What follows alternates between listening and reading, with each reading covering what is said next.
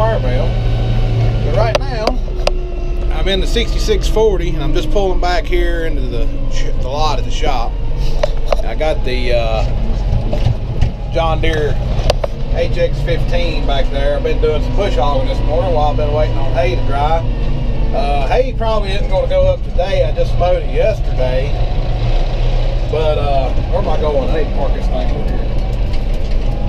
I was just thinking while I was driving this down the road that the biggest reason that I don't use this tractor to help me in the hay much, I use it sometimes if I'm working real close here, but when I get going out from the farm a pretty good ways, this tractor only goes like 18 miles an hour on the road, and the John Deere and the Massey will go 25, 26. Actually, the John Deere will run up about 27 and a half. And if you're going downhill in the John Deere in economy gear, the engine doesn't over rev until you get up to like 35 miles an hour. So you can go down a hill and get it pretty good in that tractor, because when you in the economy gear, it only revs to like 1500 RPMs at top speed, which is like 27 miles an hour. So if you start down a hill, you can let it, you know, rev limiter kicks in on that tractor at like 2300, I think. So you can let it over rev that 1500 up to about 2300 RPM, and it's still not over revving the engine, but you're running like 35. So that's pretty cool going down the hill. I wish I could turn the rev limiter off in the top gear. Turn not the rev limiter for the top, for the engine to where it would damage it, but the economy limiter, I guess I should say, where it stops. It will only let it rev to 1500 in high gear. If it would go, the engine would go wide open in high gear, you could fly in that tractor. And I don't know. I asked EcoTune about that. They didn't have any thing to do that they could do to turn that economy mode off, or at least they didn't think they did. But anyway, what am I doing now? I don't know. I'm going the wrong way. I need to go get something to eat, and I need to think about what I'm doing, because I'm going the wrong way. I come over here to the shed and I didn't need to, but I will show you while I'm here. Let's pull in here a minute while I'm here. I got the John Deere is ready for tomorrow. There's a directional boring rig, fertilizer and lime spreader. Here's a load of hay that's being weighed. I'm waiting on somebody to come pick it up. It's on their trailer. They have my trailer, basically just like this one, 24-foot gooseneck. But this, yeah, I've baled 1,200 square bales this year, and at the current time, and I haven't done but about half or less than half. Yeah, less than half of the square bales that I want to do, and less than half the land that I normally square bale because of the weather. But anyway, I had the square bales here on these pallets, and yes, these are old pallets, not ones I built. They're stacked up over there. So the plan is I keep all these old pallets, so I have plenty of new pallets. I keep all these old pallets up against the walls because I don't need to move them. But once I get these full, then I can set the new pallets out with the skid steer, and then when I take the hay off of those pallets, I can take the skid steer and move those pallets out of the way, and I just continuously leave these here for now until I get enough pallets that I can make enough pallets I can do them all. This hay is still belongs to my sister-in-law. She's come and got some of it. I talked about that last time I was talking about pallets. But anyway, so that's the last load of hay that I have in stock. I mean, that's all of it. And I need to get that ladder off of there, don't I? Or that'll be a disaster. Hold on a minute. But anyway, hopefully hopefully tomorrow we'll have a bunch more hay to go up. And I've got my crop saver tank mostly full. I completely emptied another 50-gallon drum of that, filling that up, and I got another new one I got to put in its place. But hopefully I won't need that. Hopefully I can get it. I haven't used it, but I've just used it very little this year, because when I have got up hay, I've been able to actually get it dry. But it's just rained ever since the last time I baled. And it's rained and rained and rained and rained every single day. And anyway, right now, as a matter of fact, today they had an 80% chance of rain, and I mowed the hay yesterday. When I mowed it, they were calling for 40% chance today, but I just had to pray and have faith that it wasn't going to rain. And so far, it's not rained, but you can look out there and see those dark clouds. But it's breaking up. It was worse this morning, but it's breaking up, and I think we're going to be okay. I think the highest chance of rain was at like 10 this morning. So I think we're all right. But anyway, we're going to get us a cheeseburger, because I like cheeseburgers. And we're going to go get in the Massey. I'm going to start tedding the hay again. I've already tedded it once, but it's pretty thick, and I'm real pleased with it. And I want to get it good and dry for this square baling deal. What is that laying out there? Oh, it's a box. Y'all probably can't see it. It's right there. It's a box lid, or like off a tomato box or something. And anyway, here comes a big John Deere tractor with a chrome mower on it. I don't know what they're doing. But anyway, that's a different one from earlier today. There was one without a loader on it with a big chrome mower on it. So I don't know what they're doing. I don't know if it's the same mower on a different tractor, or if they got two of them mowers running. But anyway, all right, enough rambling. Sorry, I just drank a big cup of coffee, and I've got all kinds of motor mouth syndrome going on here. So we're going to shut it off and eat lunch. All right, I was just taking a look at this hay field. This isn't the one I'm going to start tedding at, but this is the one I'm going to end tedding at. I got to jump in the tractor here and drive a couple of miles, but I was just looking at it. Mowed yesterday, tedded once, and it's looking good on top. But you pick it up here and you can see it's got still got some green, and it's nowhere near ready yet. And it's pretty heavy. Quite a bit of hay here. Just need some more time. I think by tomorrow evening we'll be good to go. Just need to get it kicked out, and it'll work. So let's get this tractor going, let it warm up a minute, hit the road.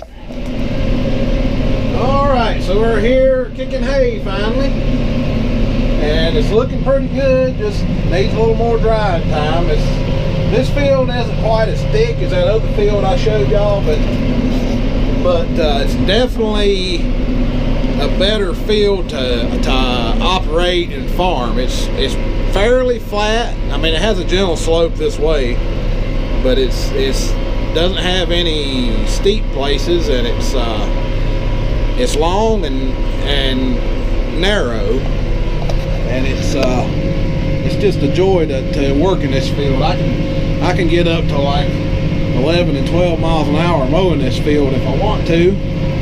And I know my window's extremely dirty back there, but I'm letting y'all watch the tedder for a second. And we may stop and take a look at this hay here when I get back around where I started at, and we'll take a look and see how it's doing on the outside. Sorry, I got the camera a little close to me. But I'm trying out a new phone. I've got a iPhone, shoot, what is this thing? S11? No, yeah, something, iPhone 11 Pro Max, something like that. I don't know. I've never ever owned an iPhone before.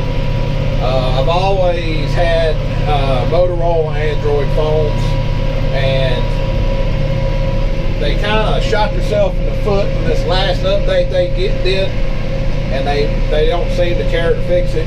But now when I always use a Bluetooth headset. I always have it on, and they fixed it to where I cannot use Wi-Fi and Bluetooth at the same time.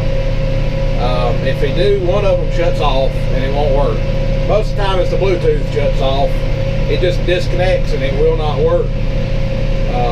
So I just went to Verizon and said, I'm going to try something different. And this is my very first iPhone, and I'm kind of lost with it right now, but I'm getting there. I'm not completely ignorant to stuff, because all these videos that you watch are made with an iMac. So I know a little bit about Apple stuff, enough to be dangerous, but I've never had an iPhone before, so it's a learning experience. I'm having to get used to not having a back button. You know, you always got to go find the arrow, or you can swipe back sometimes. But I'm getting used to it. And what else? It took me a while to get everything set up, because it doesn't just transfer over to iPhone like it does if you buy another Android. But anyway, I am getting there. Got my contacts in there, that's the main thing, and I got my email going, and I got my YouTube and YouTube Studio going. Those are pretty important. And I did notice there's iMovie on, which is what I use to edit my videos. iMovie actually on the phone, so I may be able to edit on the go some. I don't know. I hadn't even opened that app yet. But anyway, I guess what do y'all think about iPhone versus Android versus whatever you're using? What do y'all like out there? Anyway, I think it's going to be okay. I can take it back in 15 days if I don't like it. So anyway, let's get out and check this hay. Oh yeah, well, the sun is starting to pop out a little bit right up there. Got a pretty black cloud over there, but I think it's going to go around us, and it keeps looking like it's going to be okay and break up. So I think we're good on the weather. And tomorrow and the next day is going to be good, and that's what I'm going to need to be getting this up. So yeah, you can see why I'm tedding this hay right now. I mean, you can see the green color popping out. We got to get rid of all that. It's all got to be this color, and underneath it's the wrong color. So, and if you don't know anything about hay, when it's that pretty green color, that means when you bale it like that, it will mold. It means moisture's too high. Now after a while, it'll get to where it'll all be the right color, but it'll still be, look at all that right there, it'll still be too green or too wet to dry. That's when you gotta use a little bit of experience and know how to feel it and twist it, and just to make sure that you get it down to the right moisture before you start baling. Then you have moisture. I have moisture probes in all my balers, so that helps. I mean, it's not a perfect system, but it does help let you know. I'm using the BHT2. It just helps let you know, like if you get into a really green area, or something changes, so yeah,